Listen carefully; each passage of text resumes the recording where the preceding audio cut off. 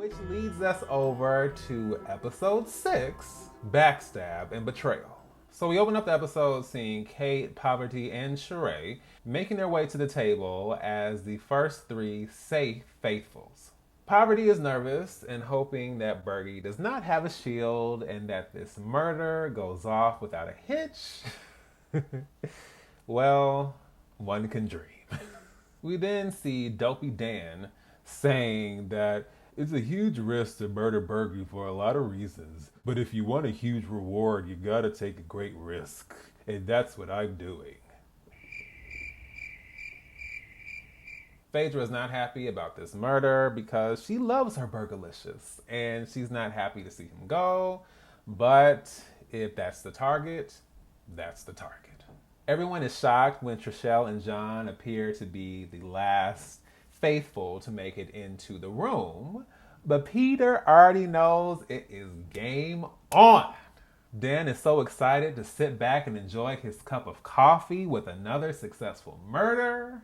And then Bergie makes his special guest appearance to the excitement of Peter and Trishelle and the absolute chagrin of Dan.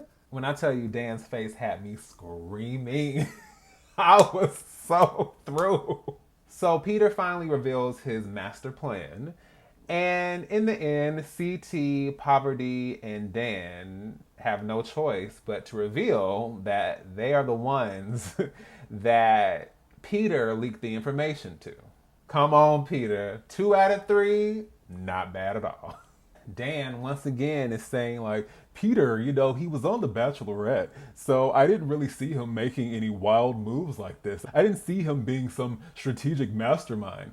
And I was like, and that's your problem. And that exposes why your gameplay and strategy is wiggity, wiggity, whack. Because this is the second time you have underestimated someone just based off of the show they have been on. He underestimated Phaedra by saying like she's just some housewife. And now he's done the same thing with Peter. Just because these folks are a part of a show in one sense doesn't mean that's the summation of them. Like, you think all Peter does is just date women and, give roses or receive roses. Like, no. Like, people are so much more outside of the shows they star on. So the fact that he doesn't even think that, and he's only used to people in the reality competition world, as far as like strategy competition, yeah, that is already a major flaw. Because to me, I would be thinking anybody's capable of anything, especially the people that I absolutely think wouldn't be capable of those things. So if anything, it would be the opposite. I'm more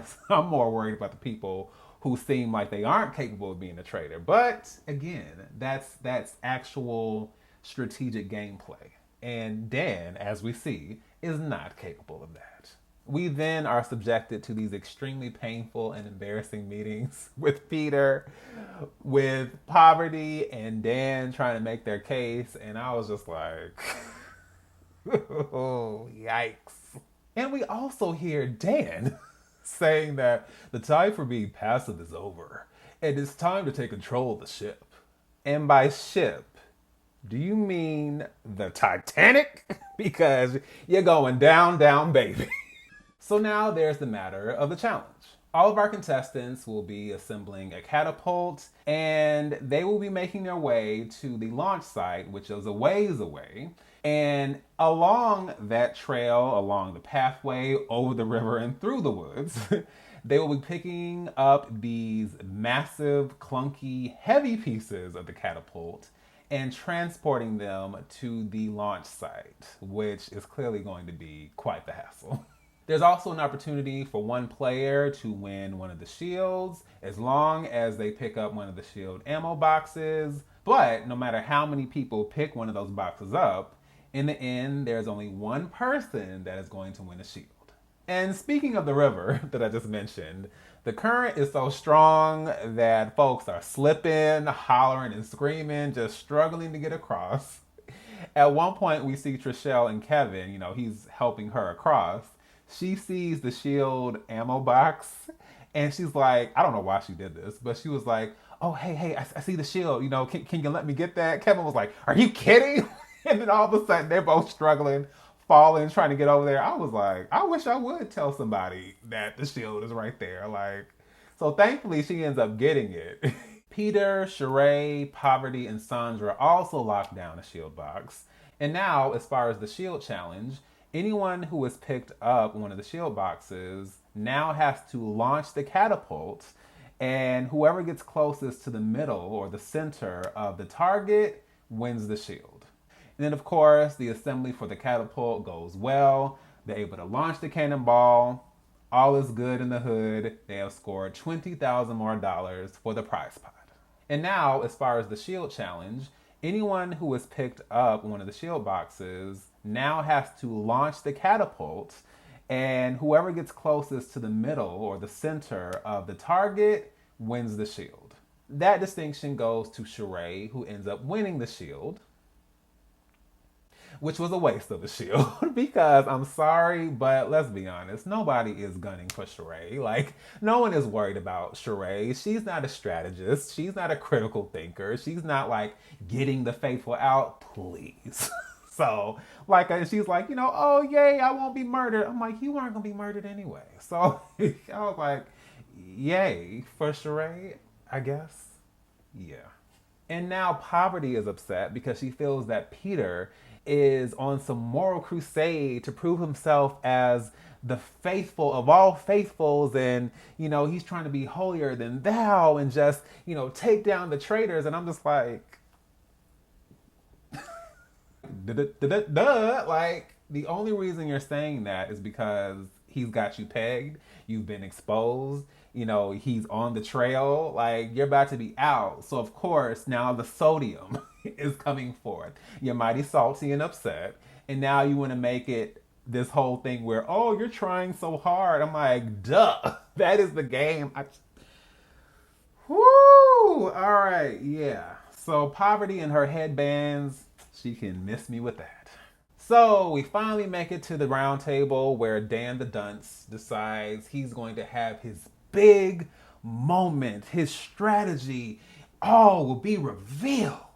And he goes through this whole laborious process where it's like, well, we had these folks whose names weren't brought up, and then we had this voting process, and then this person explained this, but then this, blah, blah, blah, blah, blah. All that to say that Phaedra is the one person who has been on his radar the entire time. Anyway, Phaedra is ready. She explains her vote with Ekin-Su by saying, the whole situation with Janelle, she changed her story. Everybody knows that. And I was hollering when she said that because anybody who is Roa, Real Housewives of Atlanta watcher, that Phaedra used to say that everybody knows. It's like, so when she said that, I was like, come on, Phaedra. Come on with the throwback. And I have to say, I'm already a fan of Kate, but man, the way she was coming in with the assist, oh, I was here for it. I was so here for it. And his examples are things like, not my Burgalicious when she thought Bergie was out of the game, and then consoling Larsa when Marcus left the game. And Kate is just like, so Burgalicious and consoling Larsa, that was problematic for you? He was like, I just feel like your reactions, they're very extra. Kate's like, have you seen her? And Phaedra was like, yeah, I'm extra. See, I do too much because you do too little. And tonight you're doing way too much because you're getting ready to be banished. See, you want to put the heat on me, but you are a Big Brother winner, not once, but twice. What? Almost twice? Yeah, whatever. You have knowledge of the game.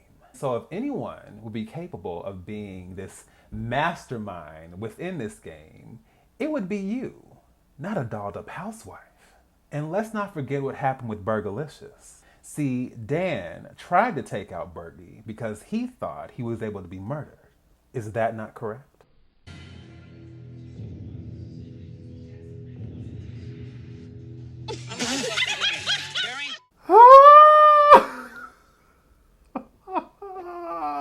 Phaedra.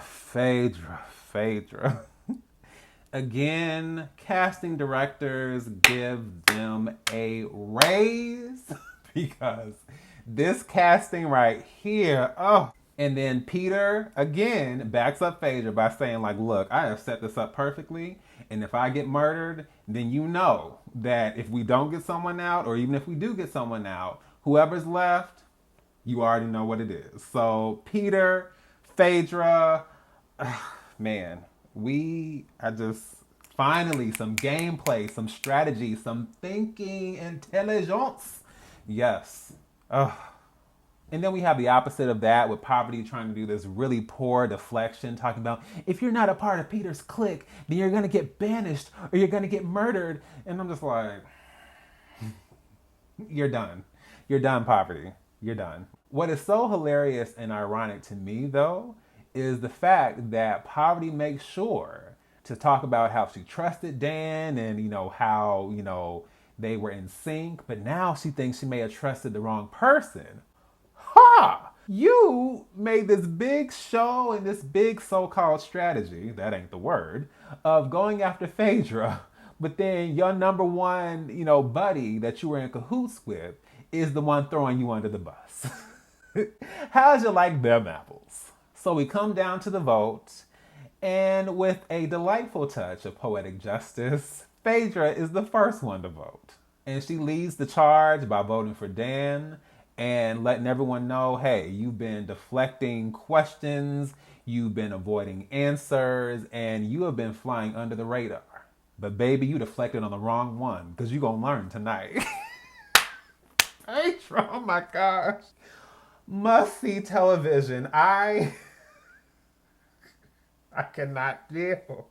I gotta shout out John too because he also votes for Dan. And he does not appreciate his deflecting on to Phaedra, especially when the case was comprehensively rebutted. You're the silent slaughterer, and treachery deserves to be punished by banishment.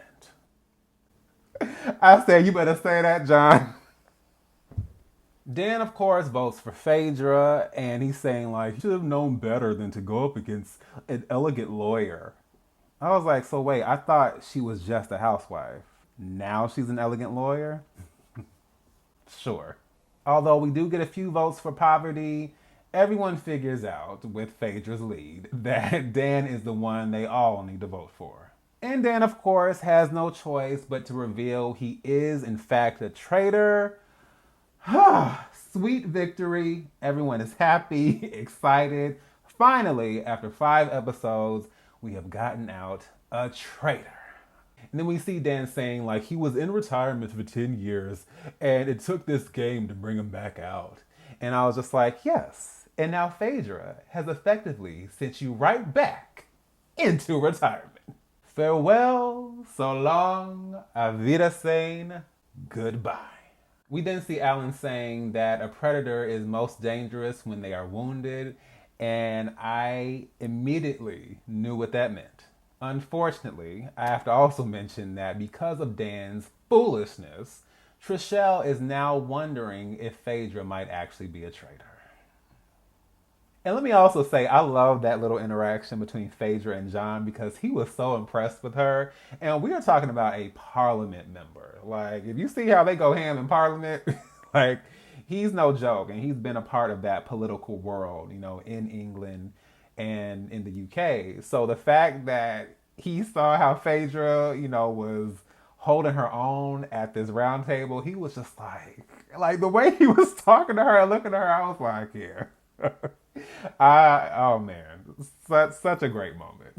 We then see Phaedra and Parvati meeting to discuss their next murder, but they are quite shocked and scared when Alan suddenly shows up and lets them know that they have the opportunity to recruit or seduce a faithful. They can either keep their numbers down to 2 and proceed with a murder, or they can recruit/seduce one of the faithful. But if they do that, that means there will not be a murder. And in a move that did absolutely not take me by surprise, they decide to recruit/seduce none other than Peter. We then see Peter reading his recruitment letter, and we realize that no matter what his final decision is, this game is about to change completely. And that closes out episodes 4, 5, and 6, The Funeral, A Killer Move, and Backstab and Betrayal. I don't have a whole lot to say. I wanted to go ahead and get my thoughts out, but this show is the gift that keeps on giving. I cannot wait to share my thoughts on that ranking. I need to hurry up and get that one out, but yes. So I'm glad everyone is aboard the Traitors train now, but it was already on point with the US version and definitely with the Australian and UK. So if anyone is, just cannot wait for the next episode, I would recommend you guys go and check out those. They're on Peacock. Oh my gosh, even better than the US version, and I mean still really good, but I mean this version is kind of going toe to toe. And then I know that we're getting season 2 of Australia and UK, so I'm sure my rankings for the season 2s are probably going to change. But anyway, point is, having a great time, great show, must see TV. I'm here for it. I'm excited. Absolutely cannot wait for the next episode. So, once again, this is D Movieman signing off, and I'll see you with the movies.